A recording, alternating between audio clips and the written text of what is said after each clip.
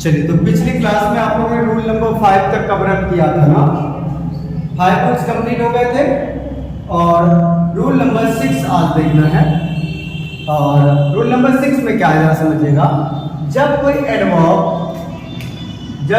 Adverb किसी adjective या adverb को मॉडिफाई करे, ठीक है, किसी एडजेक्टिव या एडवर्ब को मॉडिफाई करे तो एडवर्ब का प्रयोग उस एडजेक्टिव या एडवर्ब के पहले ही होता है।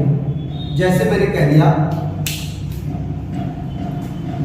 एग्जांपल देखिएगा, the boy was quite young. The boy was quite young.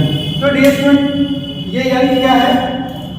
Adjective है और इसको क्वालिफाई कौन सा एडवर्ब कर रहा है? क्वाइट कर रहा है। तो एडवर्ब का प्रयोग ठीक उस एडजेक्टिव से पहले करते हैं, ठीक है ना। जैसे मैंने कह दिया, the girl was very beautiful. अब जाने क्या ब्यूटीफुल क्या है? एडजेक्टिव है। ब्यूटीफुल इज एन एडजेक्टिव और वेरी क्या है? एडवर्ब है। तो एडवर्ब का प्रयोग क्या होगा? एडजेक्टिव से पहले होगा, ठीक है ना। चीजें बहुत आसान है, इसमें कोई दिक्कत नहीं है। क्लियर है? चलिए, अगला लिखिएगा, एडवर्ब एनफ हमेशा, रूल नंबर 7,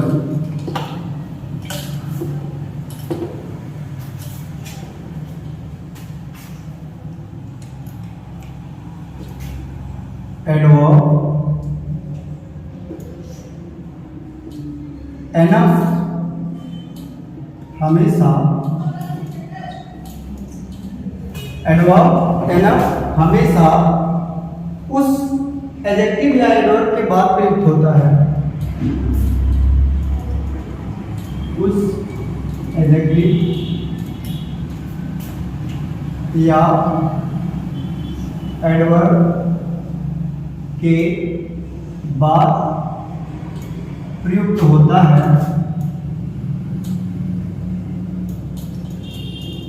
जिसे वह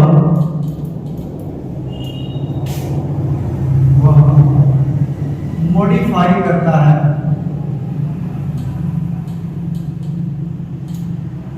ठीक है, अभी पिछले रूल में आपने क्या पढ़ा दिया स्टूडेंट कि एडवर्ब का प्रयोग जिसको वह मॉडिफाई करता है, एडजेक्टिव या एडवर्ब उसके पहले करते हैं, लेकिन उसका अपोज कौन करता है? एनफ करता है ना। जैसे मैंने लिख दिया सेंटेंस, मैंने पिछले में क्या लिखा था? The girl was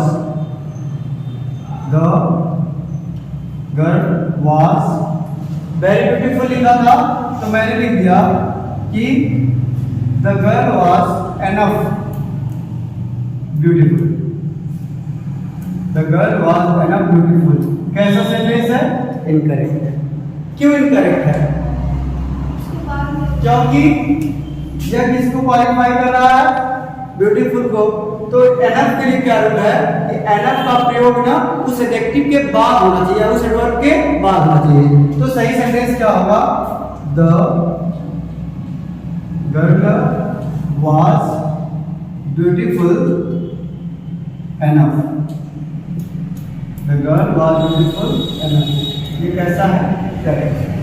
the girl was beautiful enough हो जाएगा सर। अगला अपने आप बनाएंगे, he was enough kind to help मी।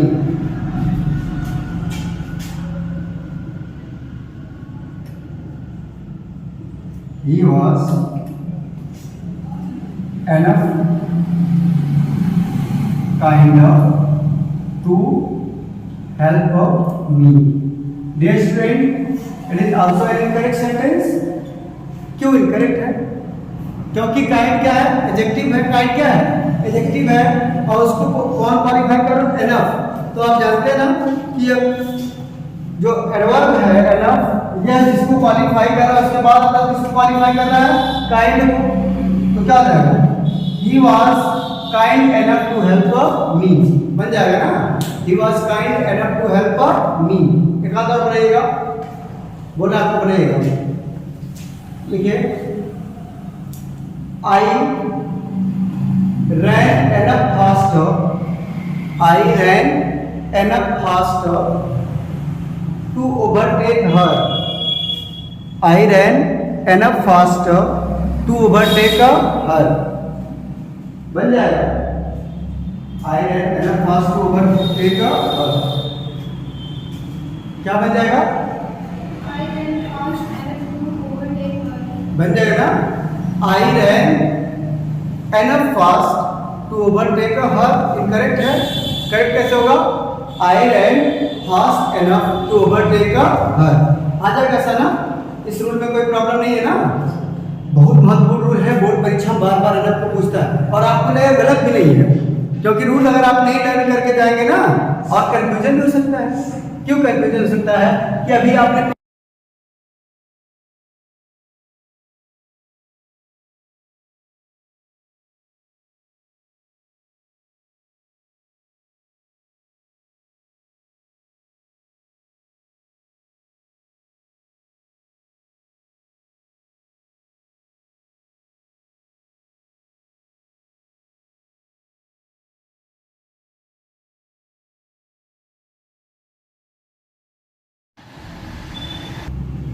चलिए अब हम एडवर्ब के अंतिम रूल को देख रहे हैं, और एडवर्ब का यह अंतिम रूल क्या है, use a too and a very.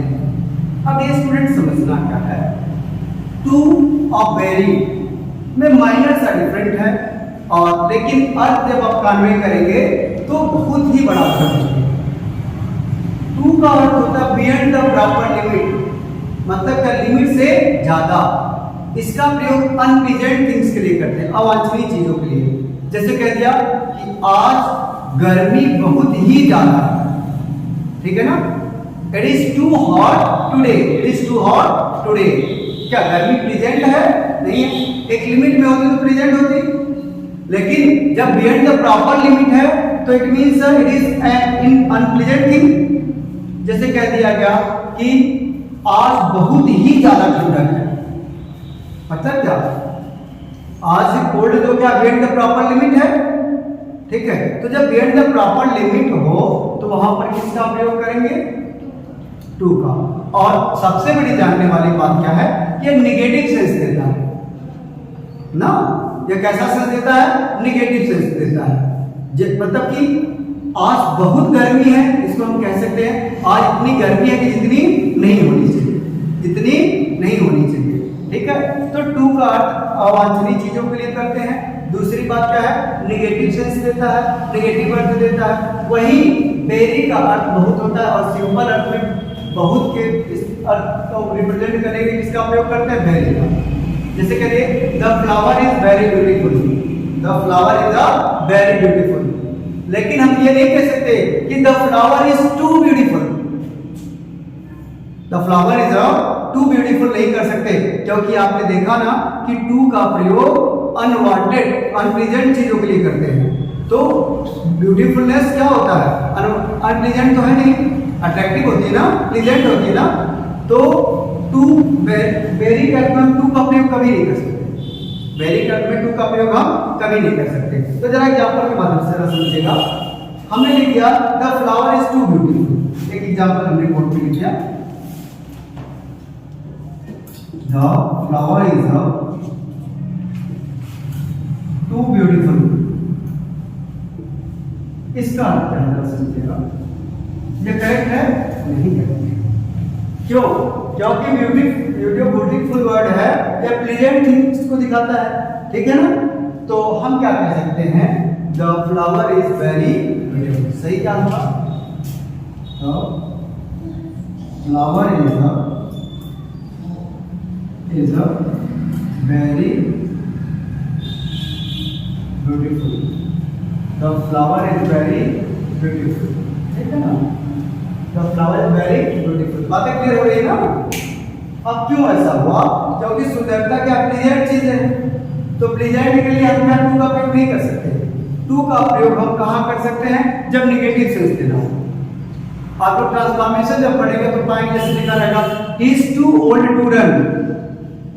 Hindi में जब अर्थ निकालेंगे तो इसका अर्थ निकलेगा कि वह इतना बूढ़ा है कि दौड़ नहीं सकता। मतलब इतना बूढ़ा नहीं होना चाहिए, उतना बूढ़ा है, बियॉन्ड द प्रॉपर लिमिट। समझ रहे हैं ना? तो टू क्या करता है, नेगेटिव सेंस देता है और अनप्लेजेंट थिंग्स के लिए प्रयोग करते हैं, और सामान्य अर्थ में बहुत के लिए किसका प्रयोग करते हैं, वेरी का प्रयोग करते हैं। इस प्रकार से एडवर्ब पूरी तरह से आप लोग का होता है समाप्त, और इसके बाद जो नेक्स्ट क्लास होगी वह प्रीपोजिशन की होगी, और प्रीपोजिशन सिंटैक्स की जान। तो प्रीपोजिशन की क्लासेस बहुत ही ढंग से आप लोगों को तैयार करना है, और कम रूल ही पढ़िए लेकिन वन बाय वन करके उसको सबको तैयार करते चलना है। एकदम से नोट बनाते चलेंगे, और जिन फिक्स प्रीपोजिशन पहले तैयार करेंगे, किन किन के साथ फिक्स प्रीपोजिशन लगता है, किन के साथ नॉर्मल प्रीपोजिशन लगते हैं, ठीक है? तो चीजें आसान रहेगी, और मैक्सिमम प्रश्न प्रीपोजिशन के आते हैं, चाहे यूपी बोर्ड का हो, चाहे सीबीएसई बोर्ड का हो, चाहे कितना भी बड़ा कॉम्पिटिटिव एग्जाम्स हो, बिना प्रीपोजिशन के कभी इंग्लिश संभव नहीं है। प्रीपोजिशन का प्रश्न जरूर रहेगा, ठीक है ना? हो सकता है नरेशन ना आए, वॉइस ना आए, लेकिन प्रीपोजिशन तो जरूर आता है कॉम्पिटिटिव एग्जाम में, ठीक है? तो प्रीपोजिशन की क्लास हम देखेंगे नेक्स्ट वीडियो में, और आज वाले में आप लोग ये एडवर्ब तक कंप्लीट कर लीजिए, ठीक है?